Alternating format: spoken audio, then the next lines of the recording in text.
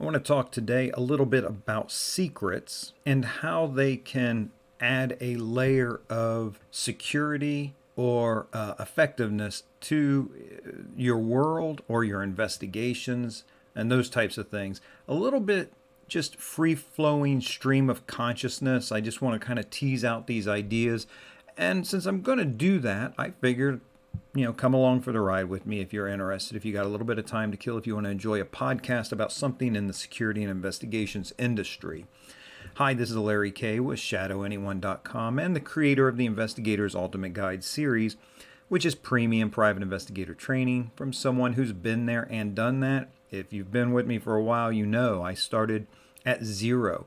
My first job getting out of the military was as part-time security guard.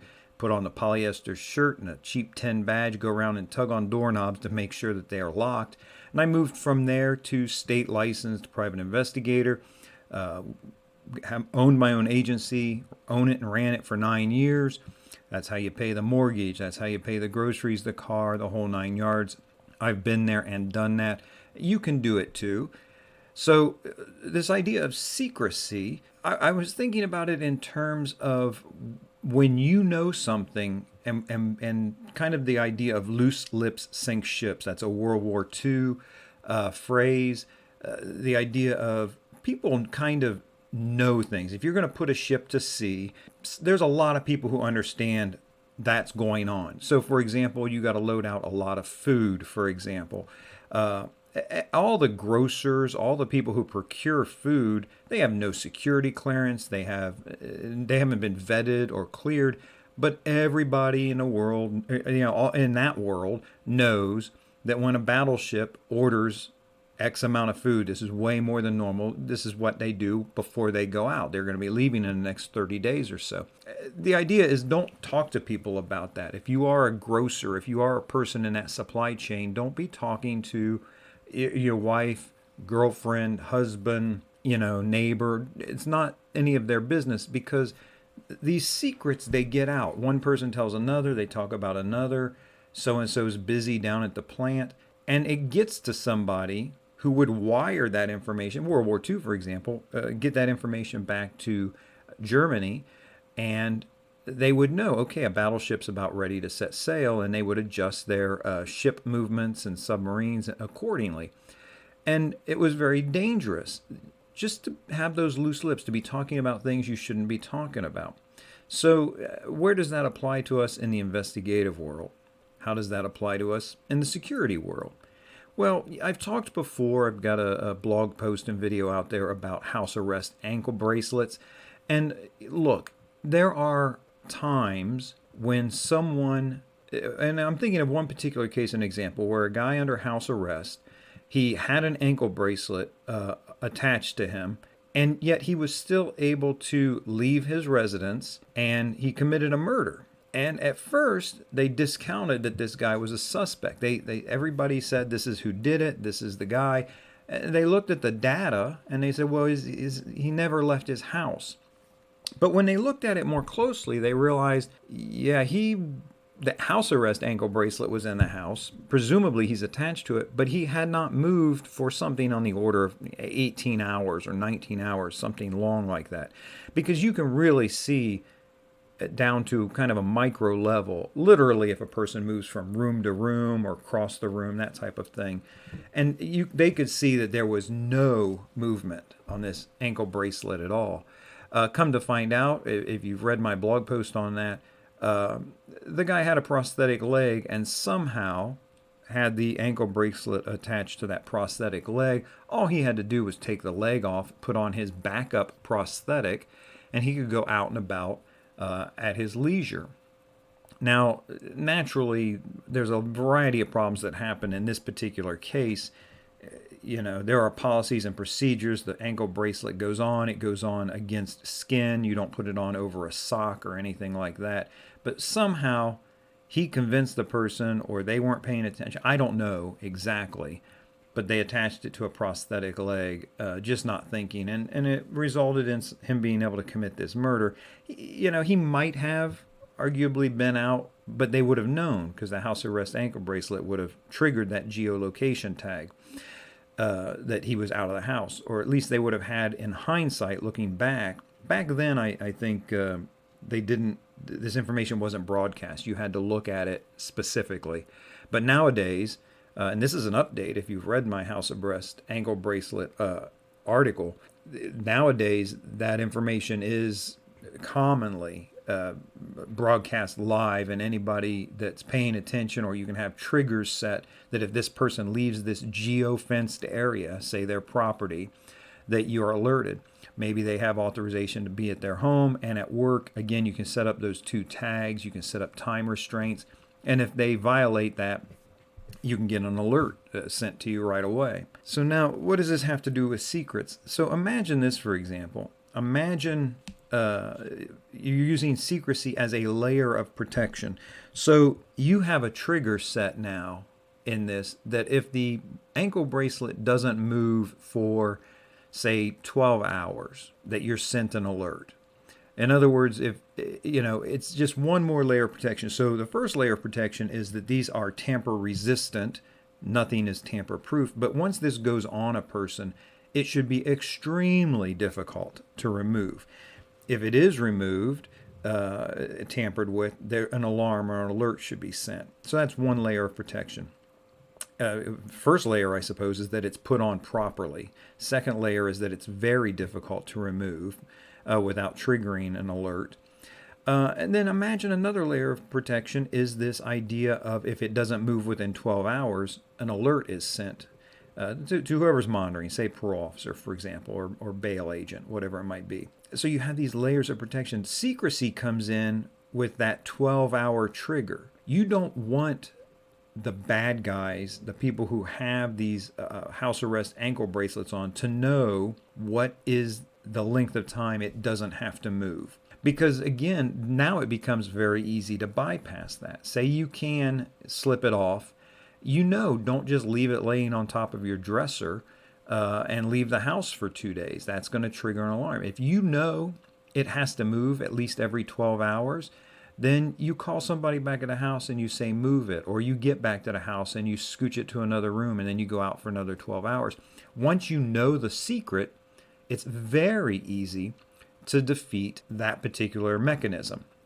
And this applies towards essentially everything. If you think about it in terms of physical security, every building, every place of work, if you're one of my brothers and sisters that work in security, think about it. If you had to get into the building you guarded, a way.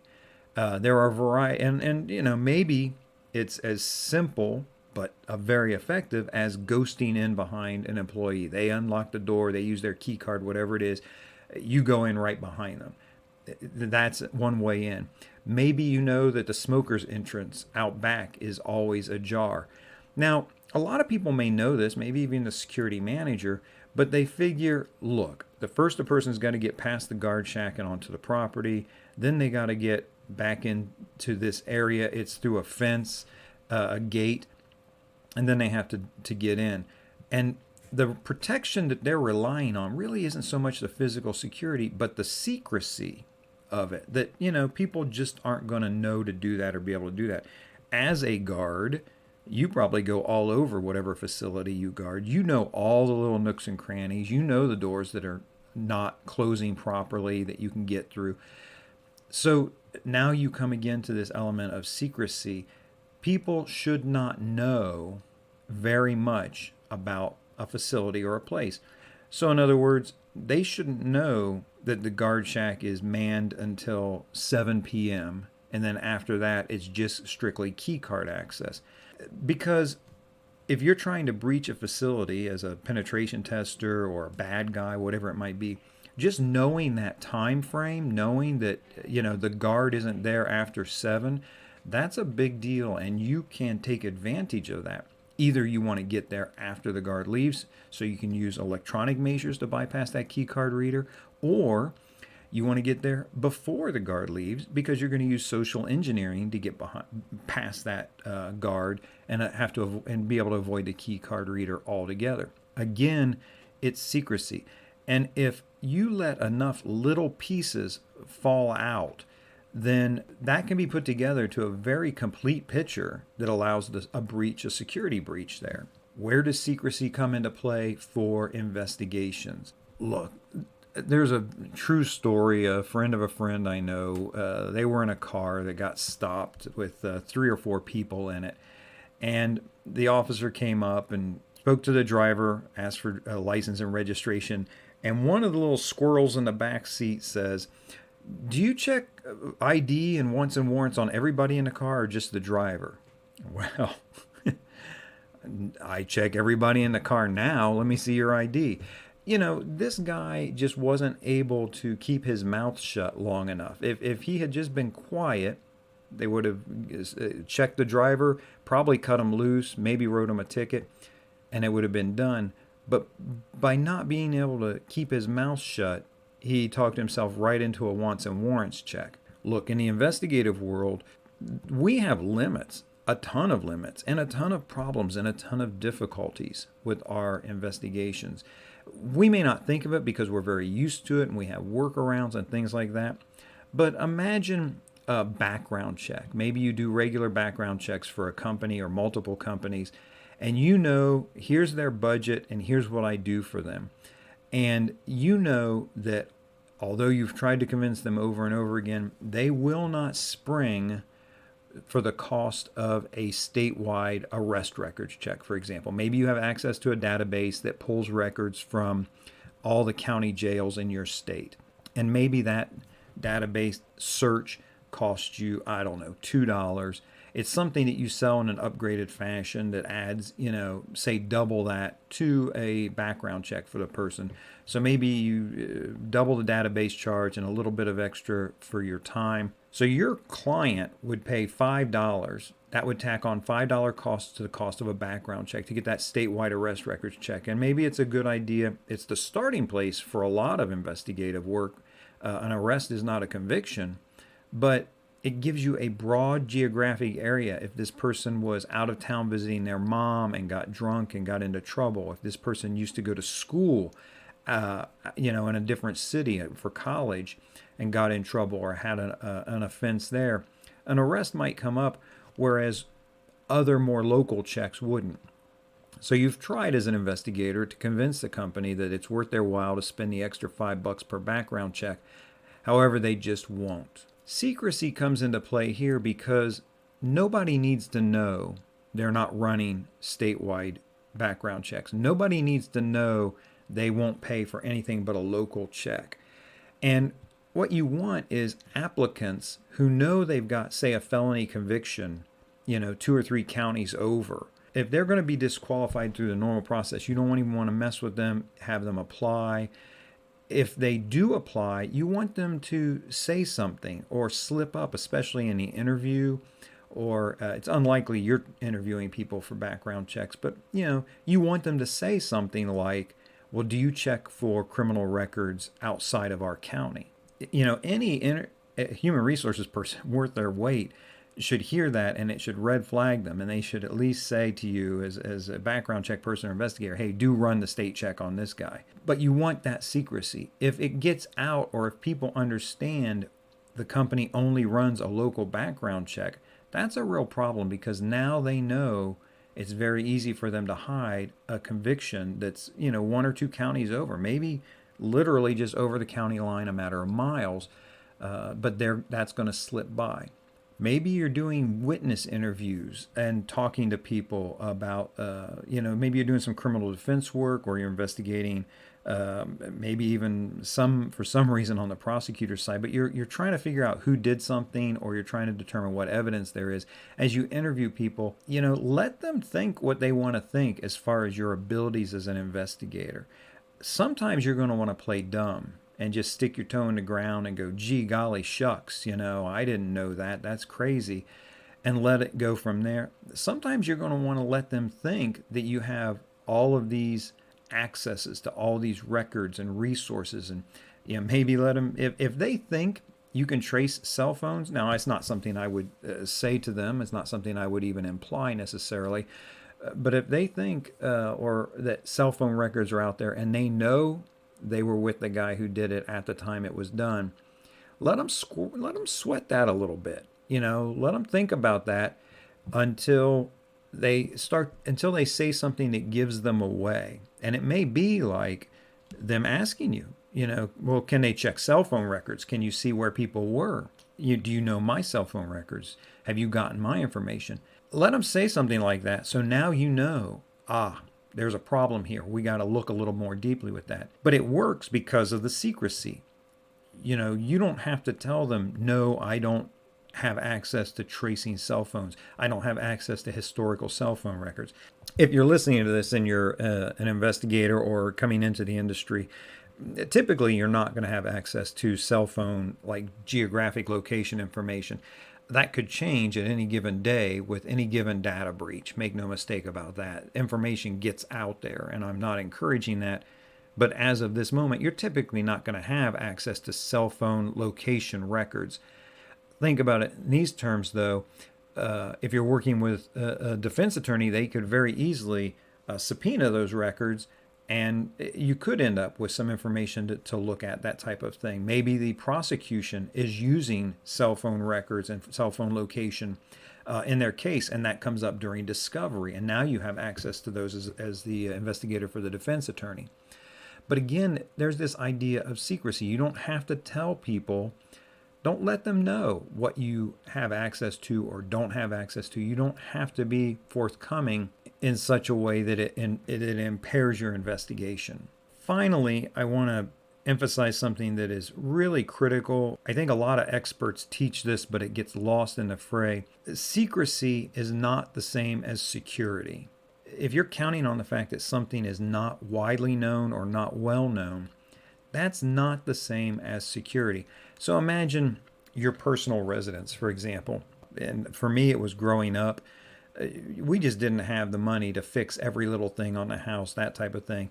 There was, a way if you went through the back gate, came around to the back of the garage, and that back door, if you just kind of leaned on it, it was locked, but you just ever so slightly leaned on it, it would pop open for you. And from the garage door, there was an access door into the house that was never locked. If someone went around there and just tried the doorknob, they wouldn't get in. Even if they pushed on it, it would not open up for them. But, we were counting on the fact that it was a secret. No, nobody really knew that. That did not truly provide us security.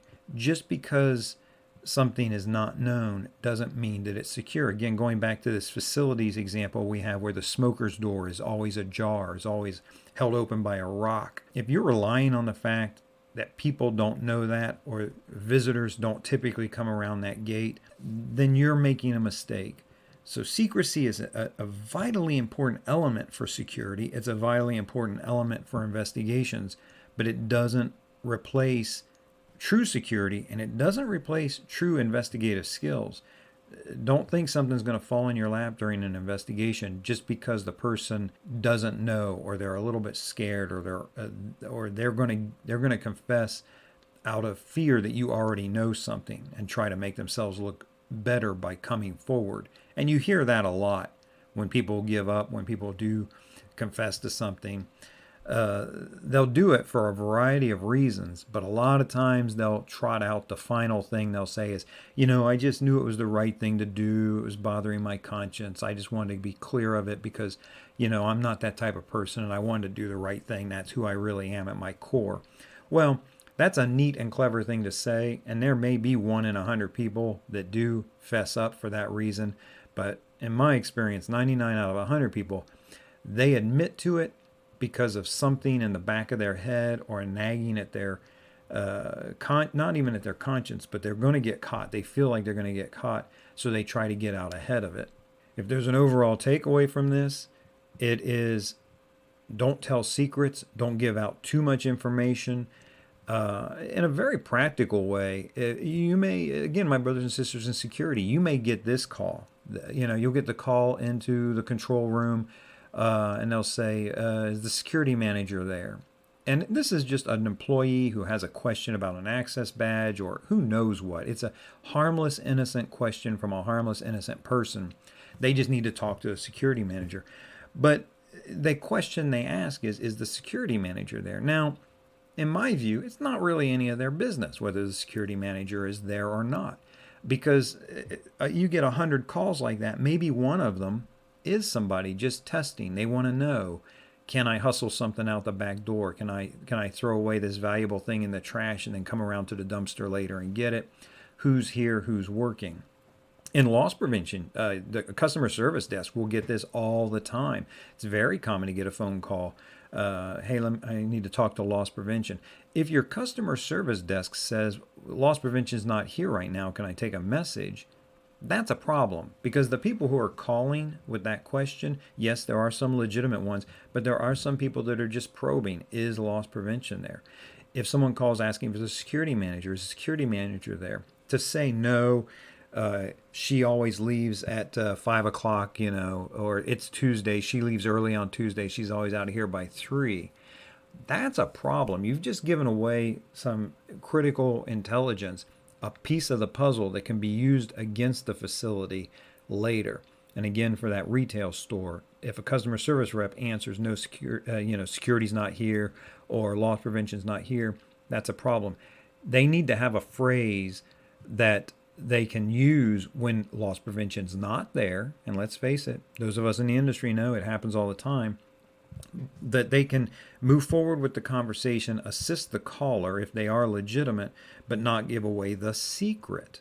So a customer service rep in a retail store is asked, is loss prevention there? I need to speak with loss prevention, and there's no loss prevention. The proper answer might be something like this. Loss prevention is busy right now. Can I take a message, have them call you back? That's an interesting thing, because now think about what if the caller is legitimate, think about that. The caller hears, you're taking care of my problem, I need to reach out to them, but this will work. Yeah, have them call me, I have a question, or whatever it might be. If it's a bad guy calling and probing the weaknesses of the store, now they hear loss prevention's busy. But they don't, that's all they know. You have to start thinking to yourself, well, we know they're there because they're busy.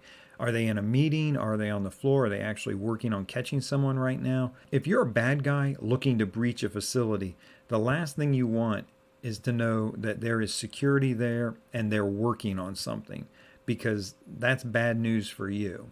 Again, it's that secrecy element. Don't give out information you don't need to give out.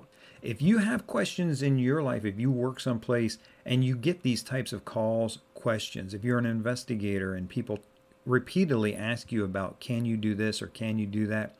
Now is the time to stop and think about, how can I answer that question in a way that doesn't give away the secret? If people are constantly asking me if I can trace license plates, and I can't for whatever reason, that's a bugaboo for me. I don't have access to that database. Maybe I don't even have my license yet.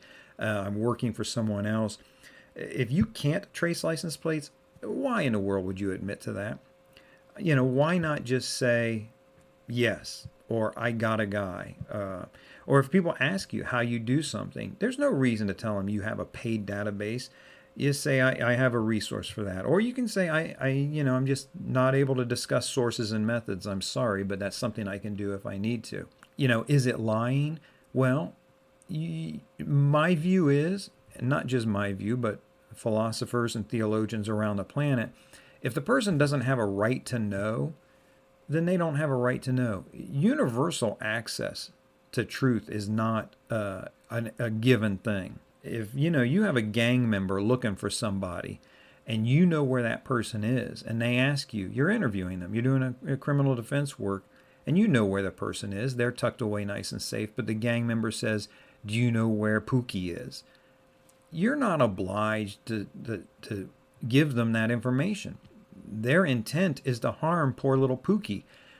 You are not lying if you say no. They don't have a right to know.